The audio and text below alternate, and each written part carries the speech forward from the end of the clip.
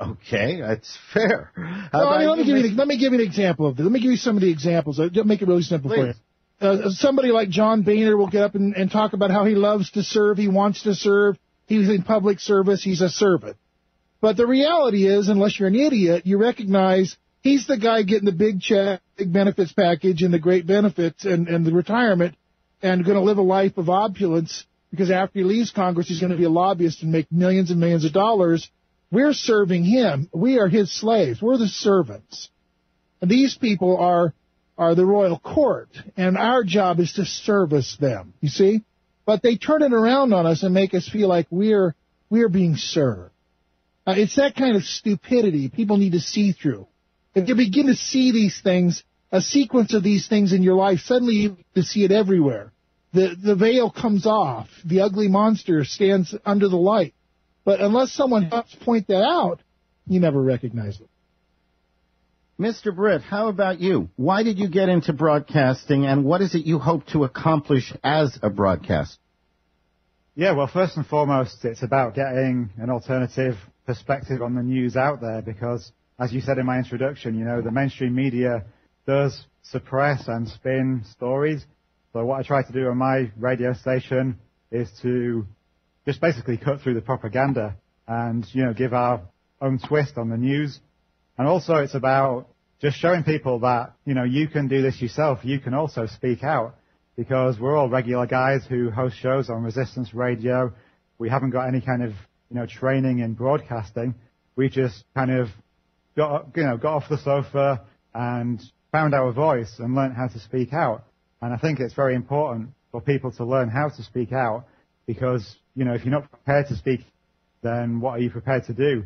And it's going to take everybody, raising their voices, talking to friends, family, going into the streets and protesting. And, yeah, that's what I'm all about, basically, trying to get people to find their own voice and to be brave enough to speak out. How did it feel when Ray Lynn was out there talking about the British evil government or banksters or whichever? Yeah, to be honest, this is another reason that I do like to broadcast. I do like to try and bring different nationalities together because I think that there is often misconceptions between the people from the US and the people from Europe. And what I like to do on Resistance Radio is bring both people from the US and Europe together. Like half of my hosts are American and half of them are English. And I think there are misconceptions on both sides. And I don't know, I would have to take issue with Raylin, I believe her name is, kind of pointing the finger at the British government or just at the British because I don't think we can really just say it's one group of people doing this. I think it's a whole load of different people. American people, British people. So I don't like to point the finger at one specific group. And, hopefully we can... Now, wait, hang on there. First off, you could talk directly to Ray Lynn here. We're all together here. Okay. Ray Lynn? Okay, what did you mean when you said the British evil? I'm talking about the City of London. I'm talking about a group of people that I refer to as the Crown Agents, who literally started raping and pillaging the world almost as soon as Columbus discovered the world. These are the people who started as the British East India Trading Company, but they actually started even before that when they took over the Bank of England.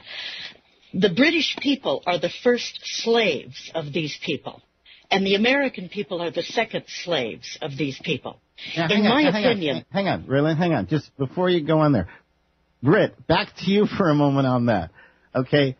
Is that true? Do you feel similarly that because I understand, I kind of share Raylin's view on that the British have been in a monarchy, making them the mentality of the subject.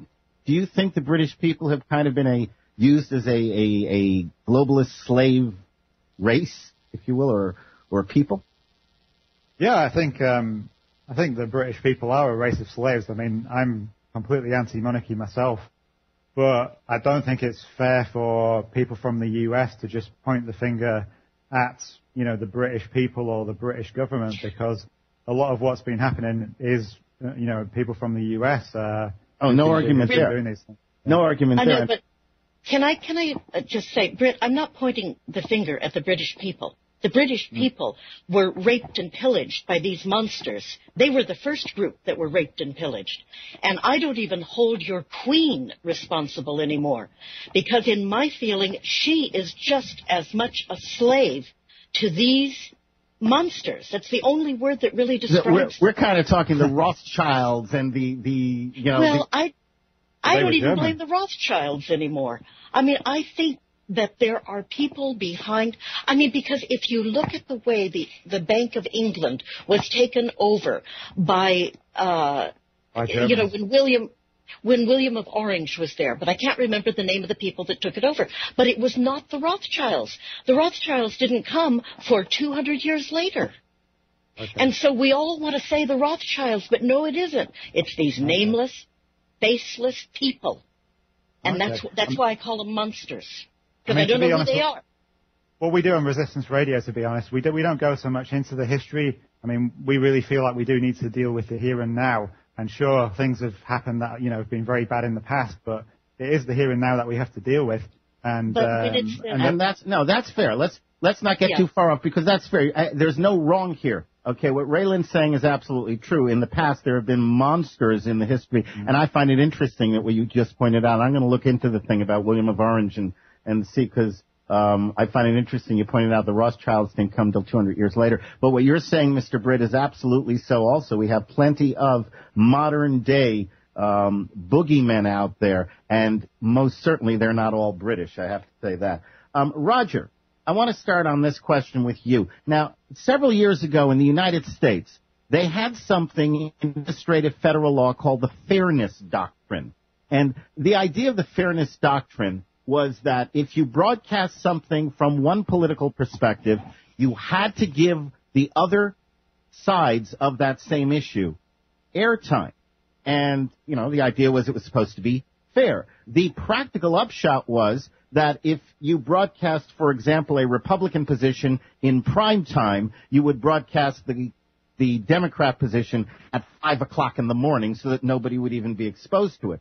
Ultimately, the Fairness Doctrine was abandoned. It was eliminated. Now they're looking at bringing it back. What is your position on the idea of a Fairness in Communications Act in which the government requires broadcasters to air all sides of an issue? Well, I mean, obviously, I'm against the government controlling anybody's speech at any level. The Fairness Doctrine was available for a period of time when there were just a few, maybe 3 or 4 national voices and maybe one local voice with a radio television station combo in every market. There really wasn't any alternative. There was no such thing as an alternative. In today's world, you have from XM, Sirius satellite, to the Micro Effect network, to thousands and thousands of little radio stations. And of course, the internet has opened up a wide breadth of opportunity for people to communicate their ideas. And here's the concern I have about it. Now they want to bring the internet under the control of the FCC. I think that it's all part of a larger plan to close and narrow the message that's delivered over the internet by putting it, at least in the United States, under FCC control so that they can regulate it and create these fairness doctrines. I think it'll be more than one. I don't think there's anything we can do to stop it, because I think that the government wants to control ideas. They don't like what the internet has availed to people, the opportunity to see through that veil of stupidity I talked about earlier. People can get the truth now, and that scares the daylights out of those people that Raylene was talking about.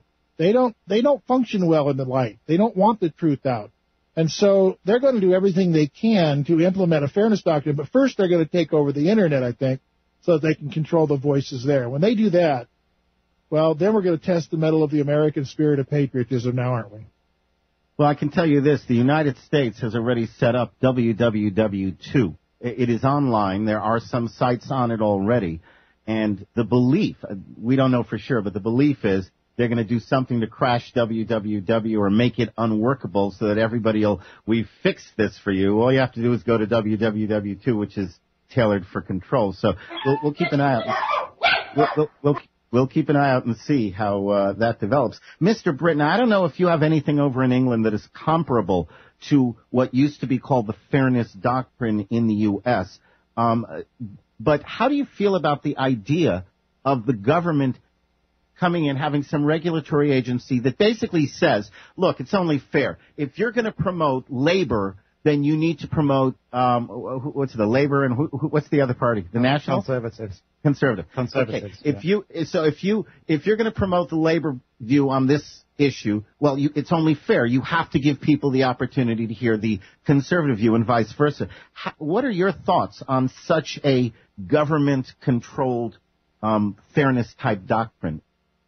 Okay, I mean, I would say to that, if the mainstream media starts doing that, then I would be happy to do that myself.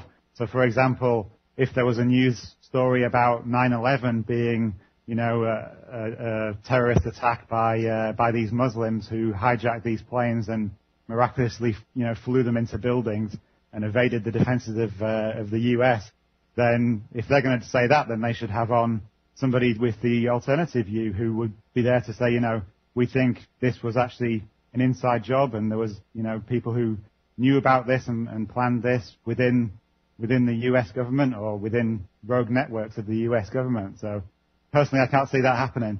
So I won't be doing that until the mainstream media starts doing it.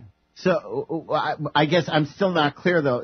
Does the idea of of some compulsory fairness doctrine, does that sit well with you or sit poorly? For example, in the U.S. when they did this, yeah, they would have the other side, but they put it on it when nobody was watching. Well, I don't like to be told what to do by anybody. I mean, in the interest of impartiality, I would kind of introduce some other, the other side of the argument myself, but I wouldn't like to be told to do that by the government. No, of course not. And of course, that same doctrine would say if you gave one side of the argument, you have to give the other side as well. I mean, that's the whole idea, to be fair. Yeah. No, I wouldn't go along with that. No, that wouldn't be anything for Resistance Radio, no.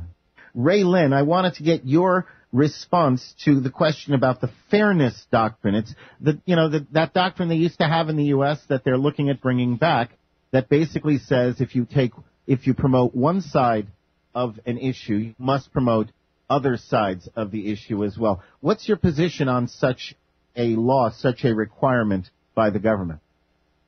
Well, I frankly think it's the height of idiocy, because you would never, I don't know. What I am trying to do is see if we, people like us, can turn it around and actually turn it on them. And when ABC does one of their 9/11 exposés that is just completely screwy, why can't we ask for equal time to put up our version of what happened on 9/11? Well, now that's what the fairness doctrine used to say. It said that if they're going to say one position, then they have to say the other position. The problem, of course, was they would give the other position at a time when nobody was watching. Well, I look at Crossfire, and it was probably one of the first shows that, tried to carry out fairness doctrine. Of course, nobody could hear anything. They were just yelling over each other, and nobody heard a thing. And so, but then again, most people who read Rumor Mill at 5 o'clock in the morning or 4 o'clock in the morning.